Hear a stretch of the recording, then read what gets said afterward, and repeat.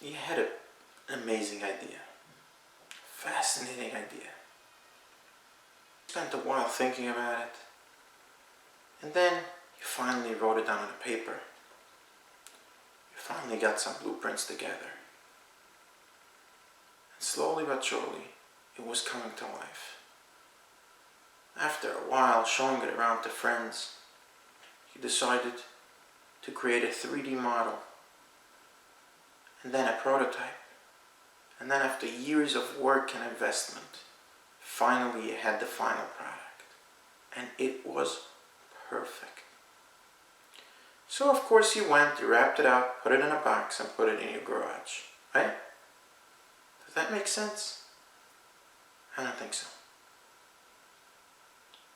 Before we start, I would just like to make a quick disclaimer.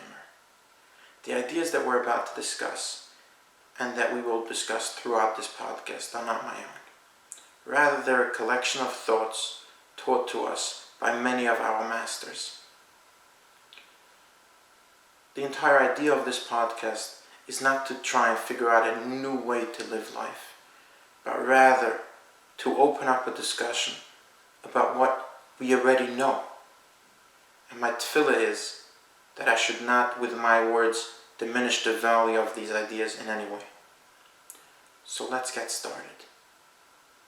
Hashem created the most amazing, the most beautiful, fascinating, unbelievable world, universe, with many worlds in it, planets.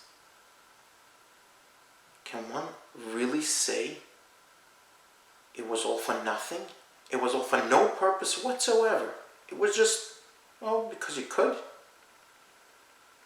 Not only that, the more somebody focuses and tries to see the amazing things that are going on in this world and all around us, the question becomes bigger. Was it all for nothing?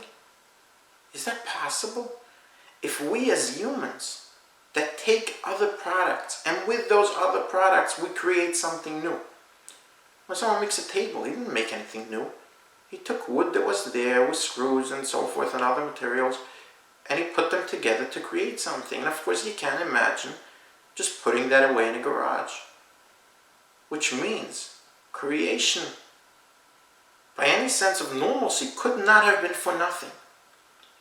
And that's why we need to go back. The Chovos HaLevavos tells us there are two simple ways someone can understand why and how to serve his master. The first one is by using his own brain, his own knowledge, his own ideas until he gets there. The second one is the Torah as a guide, as a manual to tell him this is what you should do and this is how we know it and so forth. But of course, if someone says, well, I want to know, and I want to serve, but before I really need to understand. I really need to learn the Torah fully, read the whole thing, understand it, and then I'll start serving. Well, that's a great idea, but think about it. What if you knew that in 5 years or even 10 years you will be joining the most elite military unit in the world? It will be tough. What do you think you'll do until then? Will you just be sitting on a couch and eating pizza? Or will you at least go for a run every morning and night, or at least once a day? Try to eat healthy. Try to prepare yourself mentally, physically. In other words, of course one needs to learn everything he could possibly learn to understand exactly what and how and when he needs to serve and what that means. But what about until then? Can we really tell ourselves it's fine, we will waste weeks, months, years, decades before we start doing what we're supposed to be doing? Is that really okay? I don't think so. And I thank you for joining me in this conversation to try and figure out what we can and should know as soon as possible. In the process of creation, we see a fascinating thing right away. There is a build-up. From day 1 through day 6, there is a build-up which shows you very clearly that everything was created in order to get to the final piece of the puzzle, the human being. Not only was it a build-up, but it all seems to be created in service of the human being.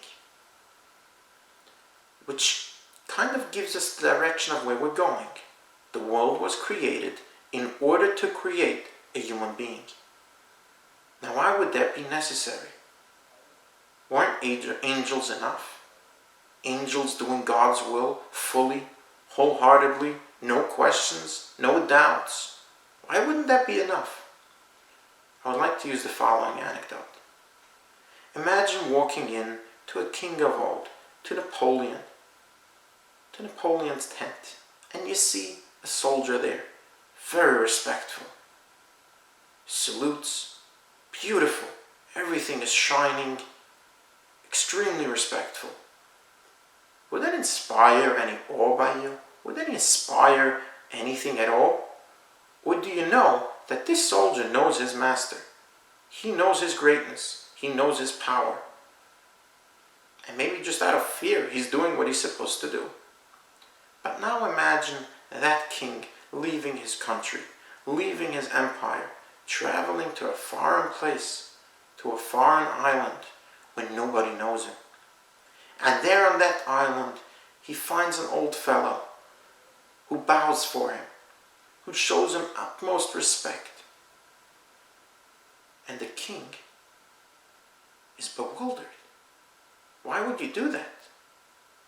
And the fellow says, well, my father and his father and all my great-grandfathers always told us from generation to generation that there is a great king, a master, and this king is worthy of respect. Now that's respect, without knowing anything. That's what Hashem wanted.